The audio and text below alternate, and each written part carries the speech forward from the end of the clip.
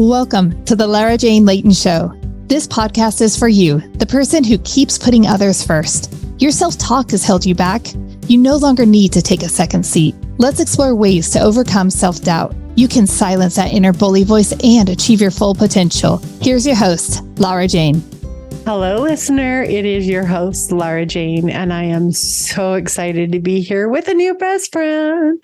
Her name is Natalie. And, Natalie's work experience is like trader floor level stress. So we're going to talk about self-advocacy in the workplace. And if anybody needs to advocate for themselves, it's someone who was dealing with the stress on the marketplace. So I know you're going to be able to help me and our listener. So, Natalie, all of the information that you provided us is already in the show notes. Our listeners are going to just be able to go right there and find out ways to get a hold of you. But what I think is really cool is the 12 years. That's a long time to spend in that stressful environment. And I had an easy job. I just got to tell people what to do. That's like right up my alley. But teach me, because I know that there were people that were so good at promoting themselves in a not arrogant, see me kind of way.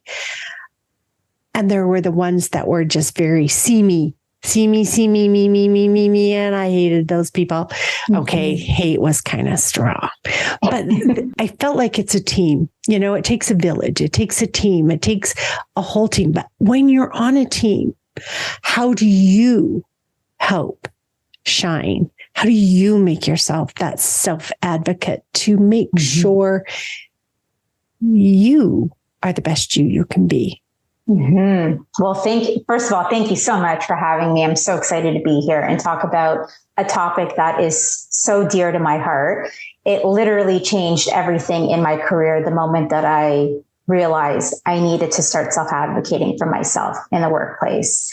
And I still remember that day as if it was yesterday, what I was wearing, the table I was sitting at, and the person I was sitting across the table from. And going back to your question, how? You mean, really, it starts with believing yourself that you're worth it. And that old adage that we grew up listening to, put your head down, do good work, and you will be rewarded. That's just not how it works. And it's definitely not how it worked in my experience on the trading floor. Doing good work is an expectation. Everyone you're sitting around is doing good work. Everyone is smart. Everyone is capable. The question is, what sets you apart from the other person? And why is that other person advancing in their career quicker than you? And when I started to ask those inward questions is when I realized I wasn't self-advocating for myself. And the best way that I started was A, recognizing I wasn't, and B, took years to develop that strategy. And it started off with really voicing my wants and creating more of a conversation with the people around me, especially my manager and my management hierarchy, because it's important to be visible in front of not just the person you're reporting into, but who they're reporting into also, and creating that reputation for yourself and advocating for your wins. And you know what? I am valuable and I bring a lot to the table. And let's check in on a regular basis so I can tell you about all of those things. And while we're at it, here are my goals by year end. I'm thinking about that. And if your management does not know your goals, they can't help you.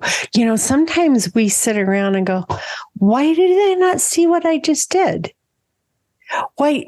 Because there's so many things going on that unless you do something specific, not that you have to do the me thing, but that you have to do. This is how I supported the team. This is how I helped us grow. I can't do it alone. I need other people. Not that you need to tell your boss that, but you don't. We're a team. And unless you can be seen as a leader in the team, whether you're the boss or not, then you kind of get lost and you have to start, hey, I really want this promotion, or I really want to work in this department, or, voice your desires, because when you voice them, they're heard. And guess who hears them the most? You. Right. As long as we're waiting for someone else to recognize our value, you're just a normal person to everybody. Start shining your light. Absolutely. And you hit it right on the head on that one. Once you start, you invoke this new power within you. You're like, I'm not going to be silent on this anymore. And you know what? It actually feels pretty damn good to be able to vocalize all of my accomplishments and my wins and everything that I'm doing from a support for my team, for other teams, for my clients, all of it. Why not shine a light on all of those achievements? It's your hard work that you've brought to the table. Let people know about it. And don't just stop that one time. Keep doing it. And by no means does that mean on a daily basis, like it's, but regular check-ins. Get comfortable talking about yourself. And I see a lot of people trip up on this because they have these preconceived thoughts about what, if I'm going to come to the table and express all of my wins, it's going to come off as being too arrogant or too self-promotional. Where's the proof in that? Is this a story that you're telling yourself because it might feel uncomfortable for you to do so? Good point. You hear about the boss that takes credit for all the wins and none of the losses.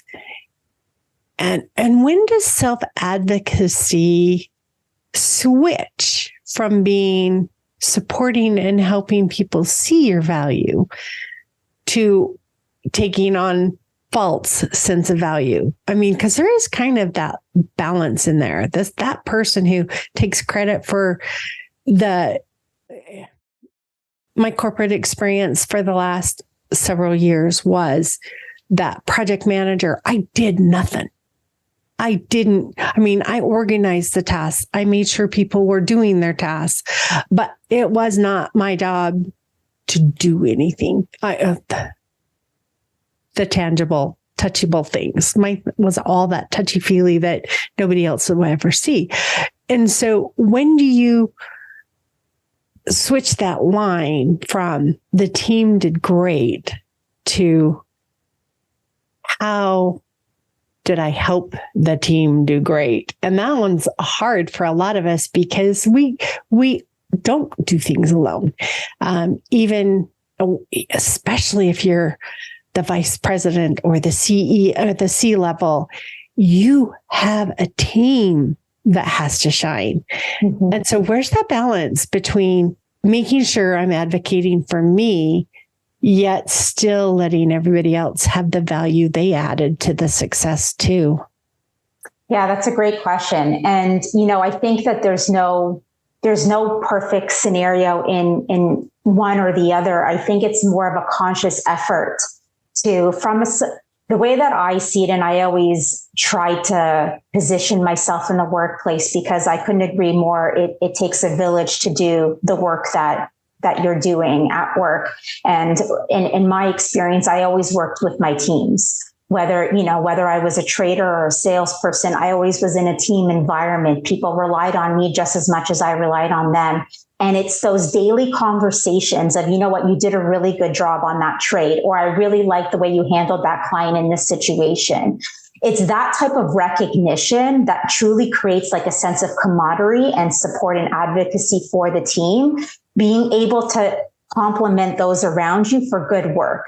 And on the flip side, if you can see a teammate that's struggling, be able to, have that level of support and guidance, and pull them aside and give them some pointers of how they could be, what they could be doing to improve, and provide take an example, break it down, and be able to brainstorm solutions together.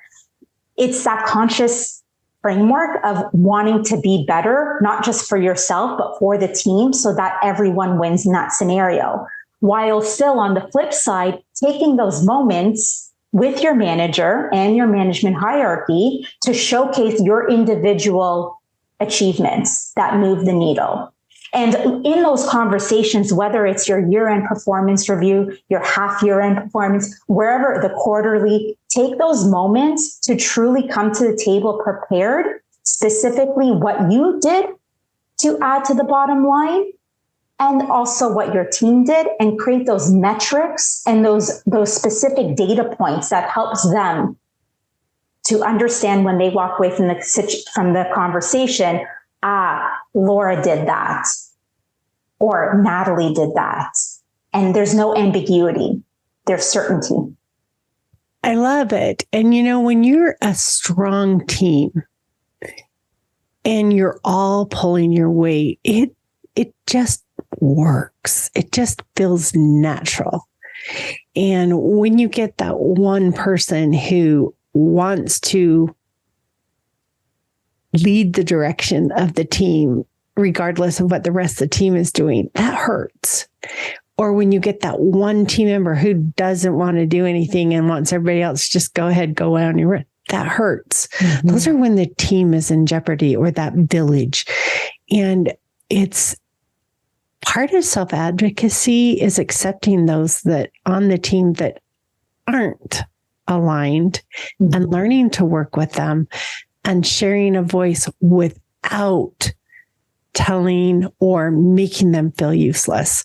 Mm-hmm. Because there's a use, it may be somewhere else, mm-hmm. but that's part of standing up and being you, is also recognizing when things aren't going right. It's not just promoting, I did a great job, but it's, hey, the team would work better if. Mm-hmm. That's supporting yourself. I couldn't agree more. And as you were talking through that, I just have visions, specific detailed visions of my past and working with certain, let's just say, challenging coworkers. And you're right.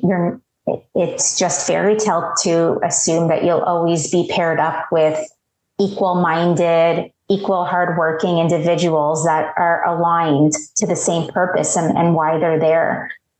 Yeah, sometimes you're going to be met with people that are quite challenging, toxic, beat you down, take advantage of you, throw you under the bus, give you all the work and take the recognition. It's being able to ebb and flow from one situation to the next by centering yourself and really asking yourself, how do you want to show up in this world and in your career? And how do you want to be able to be remembered in this current interaction? So to do that, I would first need to know, how do I want to show up? Yeah. Unless I knew my values and what purpose I was trying to fulfill, how would I know what to advocate for? How would I, if I wanted to be the CEO or the COO or the CFO, if I wanted one of those positions, I have got to advocate the strengths for that position. Mm-hmm. And not just all of my strengths. So chief operating officer needs to have so many hats. I admire COOs because they got the hardest job in the world. As CEOs, they have to be the face of the company. They have to be out there being seen and being scrutinized, and their work, their work's not to push paper. Mm-hmm. Their work is to have the company have a good face. The financial officer, his work is to make sure we're financially sound and that we are spending our money in the right places and that we are earning enough money and that things balance out. We have to advocate for those things we want. And we have to have a mix. We have to have different strengths. We have to have people that like to do different things. And without them, you can't have 10 project managers on a team because there's not going to be anything else done. It just doesn't work that way. So acknowledging what the other people bring to the table is also part of okay, we were working with, I'm trying to think of a fictitious name that nobody else would ever be, but let's just call him John Doe because he's not dead, but he's dead weight and we're pulling him along. And how do we add value? Because when we make him feel valued, he's going to stand up. And then how do we keep our own value? Because it's so easy for a lot of us to give up that value because we feel like an imposter. We feel like we're going through the motions. We feel like people aren't seeing that true you. And most people don't want anybody to see the true them. They're afraid of it. They're afraid that they're not going to be liked. So if you don't like this facade that I've put up, yeah, it's okay because it's not me. It doesn't hurt as bad when you don't like my facade. But when you don't like the real me, it kind of hurts my feelings. Of course. Because can't change. I can change that. And I have changed that because I change and I evolve. You change, you evolve. We grow up. We thank God we're not the same as we used to be. Yes. But how do you love them both? I don't know. I was not good at self-advocacy. I was very good at making sure everybody else got all the credit. And that was okay with me. That was what I wanted. That was my value that I added was for the team to shine. But that's not what everybody wants. And so I got to get out of my head because my head's not your head. And as somebody who is on a team that feels not seen and wants to be seen, what are the steps they need to take to do that? Yes, great question. And it really starts off with being very clear, gaining that clarity for yourself with where you want your career to go.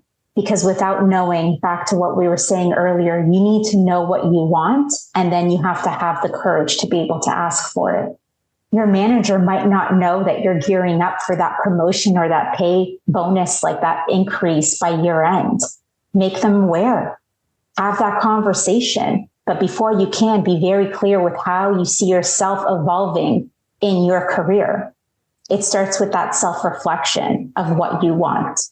And then having the courage to have that conversation. And then it's that regular building that visibility, building a network, a support system around you, gaining knowledge about what others are doing around you and how are they being treated. And taking a pause there to reflect back on my self-advocacy journey. I started self-advocating for myself once I started realizing how further behind I was compared to my peers. So my journey started out of frustration and anger with the realization that I was being held back relative to others at the same level as me. And that lit a fire under me to right this wrong. So I approached it from a place of, I've been disadvantaged and I need to change my approach in order to get what's right and get what's mine. So I took the bull by the horn approach to create my journey for myself. And working in a super competitive environment like a trading floor, no one is going to just hand you advancement on a platter. You want it, you go get it. And I think that was a really hard lesson for me too. It took me a while to learn, because I had what looked like on the exterior, a very supportive manager that told me all the right things and gave me stellar reviews. But when it came to actually advancing my career, there was always a reason. Or so-and-so in this department lost $10 million and we can't do this. Or this area, we had this acquisition and it spent this. There's always a reason. It was always made to feel like it wasn't my performance. It's what the company was going through at that time. And it was no reflection on me. Yet it had every impact on me because it was my career growth. So it starts with being very clear with what you want, and then voicing what you want on a regular basis, getting very comfortable with talking about yourself in that way. It doesn't need to be aggressive in nature, but it sure as hell needs to be confident and strong. And that takes practice. It does. It does. It's not easy. Laura, I still remember when I came back from my second mat leave, I was a woman on a mission. I'm like, I learned some data points and I realized where I was in my career compared to my peers. And I was mad. I was so mad. I was so angry. And I took it upon myself for the next 2 years. The first year coming back, I made sure I got my promotion, and I set up a series, plural, many, I think there's 5 in total, conversations with my management hierarchy. I wrote out scripts.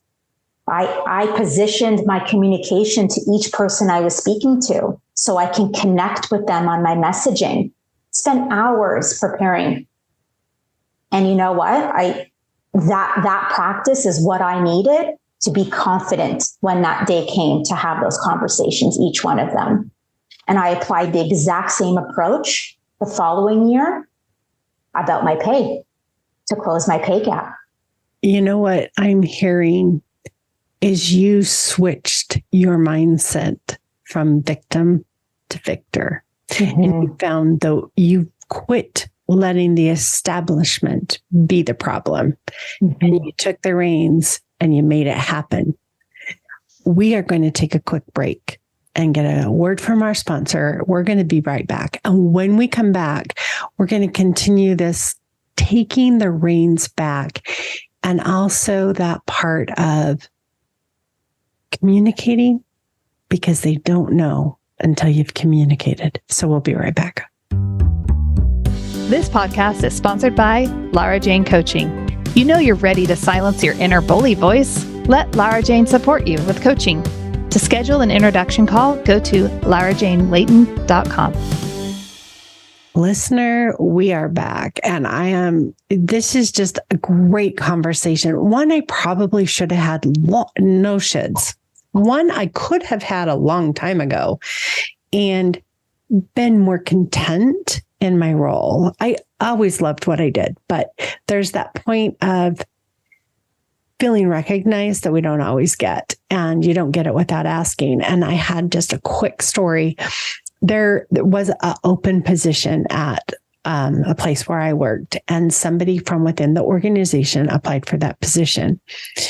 And the hiring manager said, I had no idea you would even be interested. I love this about you, and I love this about you, and I would love to have you. There's 2 little things in order for you to get this position that you need to work on. And so work on these, and I'd love to have you when you get them done. Now, would she have ever gotten that position if she hadn't stepped outside of her comfort zone and attempted to change roles?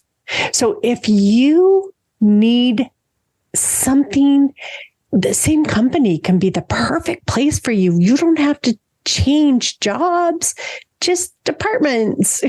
And so how do we dig deep down inside and stop being the victim and say, this is my goal. This is what I want. Help me get there. There are so many mentors that you can find in your workplace that will support you. So, Natalie, help us stop being the victim. Yeah, it's,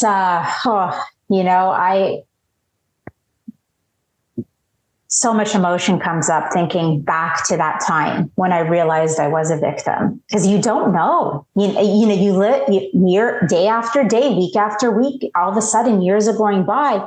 You don't see yourself as a victim until that one aha moment happens. And you're like, oh crap. Okay. So this is the way I've been presenting myself. I have been that. And it's that decision in that moment. And that's what I've really grown to appreciate. We have a choice in everything that we do. You either have the choice in that moment to decide to continue doing what you're doing and be okay or not okay with the results, or change up your strategy and step outside that comfort zone and take a risk and have an uncomfortable conversation, because you actually don't know what's going to happen. Allow yourself to explore that. What is the worst possible scenario for you to explore wanting more out of your career? You don't get it. You're just where you were right before you decided to step out of that zone. You had this kind of, and I don't want this to be all about me, but it brought me back to a scenario that I went through. And I had a boss, and she and I butt heads a lot. And I'm just super stubborn. Everybody already knows that. I just do things my way, whether you like it or not. But I get so frustrated at her, but I never expressed it. Mm-hmm. I just let it just eat me alive day after day. And then one day I thought, I'm going to just apply for a different job. I'm going to get out of this situation because we don't gel. And when they found out that I had applied for another position, they're like, what's going on? You do such a good job at this. Why are you wanting to leave? And I was like, her name was Cindy. Cindy, if you're listening, hi. I'm like, Cindy, you and I butt heads. You and I don't, it doesn't just flow. And I just express, it's like nothing wrong with you or me. It's just not a good fit. Mm-hmm. And did you know I did not change roles? She and I had the best working relationship after that because we understood our differences, because I stood up for myself in a not bitchy, bossy way and just let her know where the discomfort in the relationship was. And I don't even know if she changed. I could honestly don't think a thing about her changed, but I felt heard. I felt acknowledged and appreciated. Mm-hmm. And if you can take that one moment and express yourself, it's going to take so much stress and frustration off of you because it's now been heard and you now have a path. And as magical people that when we say something, it comes true. When you talk to someone like that, it helps the relationship. Mm-hmm. As long as you're hiding it, it's never going away. Right. So part of this self-advocacy, I'm going to say, is standing up for yourself and letting people know where you stand, even if it's uncomfortable. Yeah. Yeah. I had a very similar situation happen to me with a toxic coworker. He was senior. I didn't exactly report into him, but he was senior. And I didn't speak up, Laura, for years, for a whole year. And, lots of nights coming back home, very emotional, tears shed, feeling very much, I'm not good enough. I'm not this enough. I had such low self-esteem about myself because of how this individual made me feel day in and day out. And it was early in my career. So I was very, I was uncomfortable to hear this type of feedback, criticism constantly, not from a place of where we can grow, but always beating me down. And only when I somehow mustered up the last bit of courage to have a conversation with him about it, did everything change. And I laid it out. I had a full-on vulnerable, and it was about, half an hour conversation. And he had no idea the impact of his actions and how they impacted me. And similar to your story, we continued working together for years after, and we flipped our working relationship completely around. It did a 180. He came to my retirement party when I left the bank, and it was, you can grow so much as a person to understand and create those boundaries, but just by speaking up and not suppressing what's going on inside you. It is okay to voice your thoughts in a conversation with a coworker or your manager. It's actually more than okay. You have every right to. Yes, but. Yes, but. You don't have the right to make someone else feel bad. No. You don't. Okay, so you can't make them feel bad, but you don't have the right to try and make them feel bad. You don't have the right to make it be their problem. You have the right to express the pain you are experiencing from the situation, and that you're wanting to come up with a solution for you. You can't change anybody else, but magically, by expressing the way you feel and not expecting the other person to make crazy changes, things do change. So yeah, I agree with you completely, but I don't want anybody to go out and go, "You are such an idiot."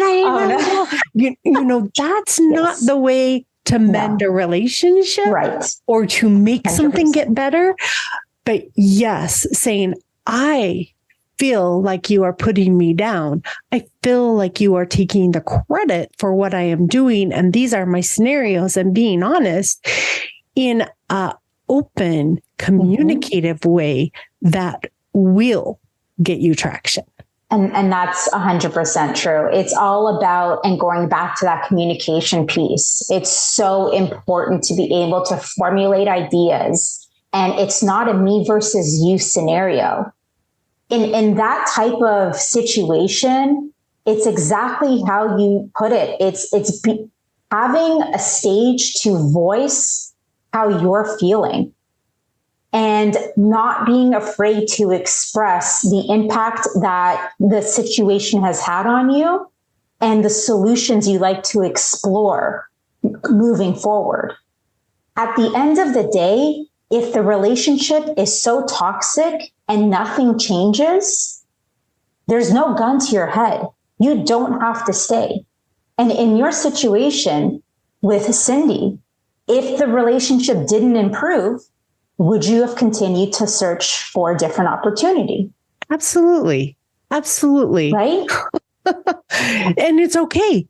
If it doesn't change, it's okay to move on.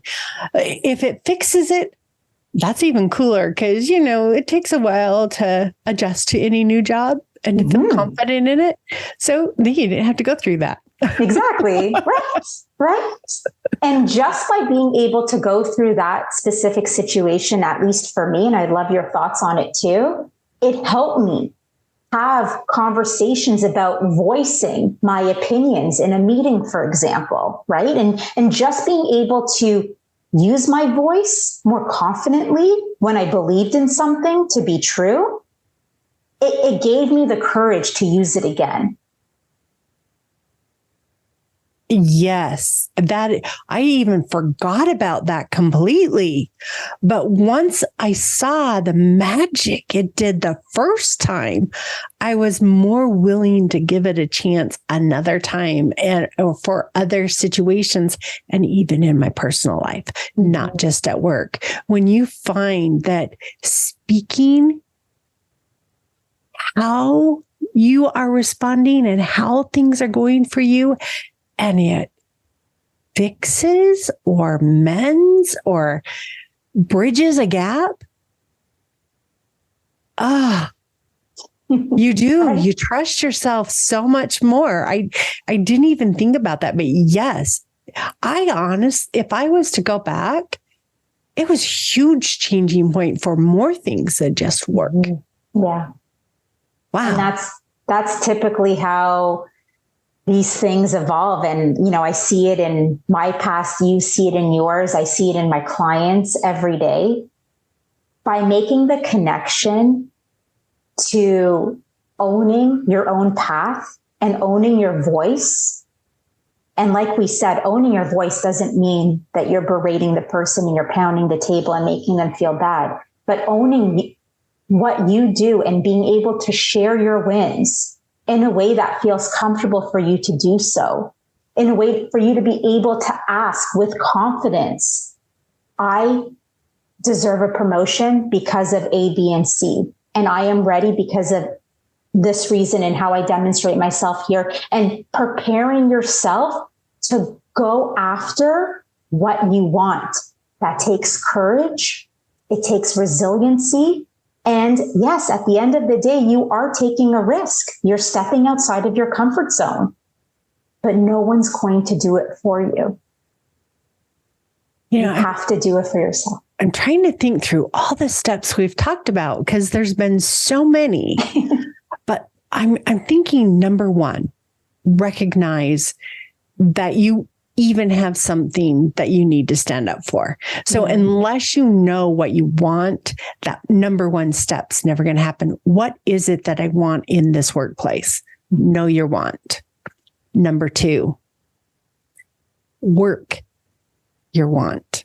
If I want to be the CFO, I sure as heck better have some financial background. I sure as heck I need to work towards that want. Number three, express, share, make sure people know what you want. Because if I don't know your path you're going on, it's not going to happen, right?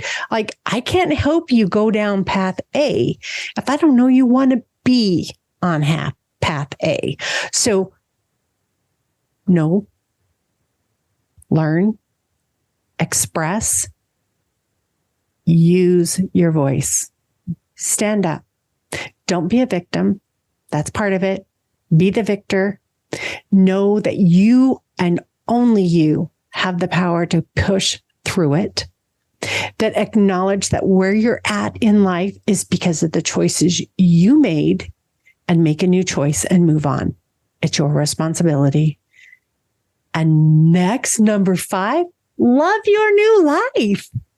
Love what you've created. And when you're outgrown it, do it again. Keep knowing where you want to go. So that's a summary I have from what we've talked about. How'd I do? Do you want to add anything? You did beautifully. And the only thing I would add is you don't have to do it alone. And yes. Right. And it's being able to lean on your network, your support system. My experience coming up in the corporate world, didn't have the luxury of having genuine mentors by my side. A lot of this I did have to learn on my own. I wish I knew about resources and different support systems out there that I can help leverage instead of getting to the state that I was in and creating that self-advocacy journey for myself out of anger and frustration. I hope the audience is able to just reflect on this, on where they're at right now. And if they're not fortunate enough to have that support around them, then go get it, go find it. Don't stop until you have those people surrounding you to step with you in the right direction and to give you the encouragement and the drive that you're on the right path, because that is so important. So beautiful, because I don't want to do it alone. Right? I can. I am completely capable of doing it on my own. I need everybody. So I was going to say I don't need anybody else, but I lied. But to be honest, you do not need to do it alone. You do not need to think through those processes and wonder on your own. There are sounding boards. There are people that will listen to you. And there are therapists. There are coaches. There are group settings. There are so many. And a lot of companies now have mentoring programs, and you just have to ask and get the support. Let's not say help. You don't need any help, but supporting you, giving you that sounding board, giving you that somebody truly listens to me. Mm-hmm. And is not just telling me the cookie cutter approach. Mm-hmm. Keep your head up, do lots of work, No, there are other things involved. I like the icing on the cookie, right? Right. Who doesn't? Best part. So let's get the icing on that cookie. It's all good, but it can be better. So, yes. Oh, I have really loved this time with you. And just the idea of being able to reflect back into things I hadn't thought about for a long time, of learning to have your voice, of celebrating the voice. Mm-hmm. And it's okay to keep changing. Yeah. It's okay to climb to the top of the mountain and realize there's more mountain. Mm-hmm. Celebrate that you're at the first crest and keep on going. Yeah. Exactly. And you know what? I like that. It's more than okay. It's actually beautiful to keep growing and evolving. And there's no age restriction for any of that. You are your best advocate through life, within your personal life, in your professional life. There's why place a limit on yourself? You know, on the risk of sounding too cliche, the world's your oyster. Go get it. Don't limit your wants and your potential because of the thoughts in your head holding you back. You are more than capable. It starts with believing yourself and then creating a really good plan of action to get there. And self-advocacy as a strategy in itself sure as hell is a pretty damn good strategy to start with. So what is an oyster? An oyster is an entity that can take a very uncomfortable situation and turn it into a pearl. I love that. It takes the crap, it embraces it, and it beautifies it. So let the crap happen. It's your job to smooth it out and make it beautiful. Yes, I love that. So good. All right. Any last minute wisdom? You've already been full of our whole conversation of wisdom, but it's my tradition to ask for your last or your quick summary of what we've talked about, or if you want to say anything special to our listener. Oh, you did such a beautiful job summarizing everything. I guess my biggest ending off note for everyone listening here today is really just going back to don't underestimate how good you are and all the value that you have to bring to the table. And don't let anyone else put a container on you. If something is not working for you, you figure out a new path where it does work for you. And don't allow yourself to ever stop wanting more, because it feels pretty damn good to want and achieve and want some more. And the only person that should be standing in your way, or technically is the only person standing in your way, is yourself. Yeah, get out of your own way. Get out of your own way. I am definitely the one that gets in my way. I've tripped over myself more than once. So no, I love that. And I really think that learning to have your voice, that's your self-advocacy.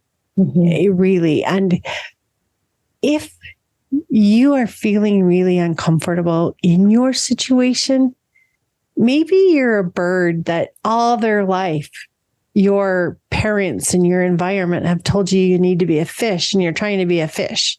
If you are not in the position that fits your natural abilities, it's okay to start to fly and give up the swimming and give yourself permission to be you without any of the expectations of the external world. Listener, Natalie and I are not medical or mental professionals. We are here just people that have swum upstream a little too long and learned how to turn that boat around and go with the flow and to make things work with what we have. And if we can help you turn your boat around and go downstream, we are so excited for that. Full medical disclosure is in the show notes. Please stay tuned for the next episode. Have a great day. Are you tired of waking up exhausted? You are not alone. If you're looking to take your life back, let's start with the simple step of adjusting your self-talk. Stay tuned for the next episode with your host, Lara Jane. Remember to follow the show so you don't miss a next simple step that you can use to feel more confident. And please leave an honest review.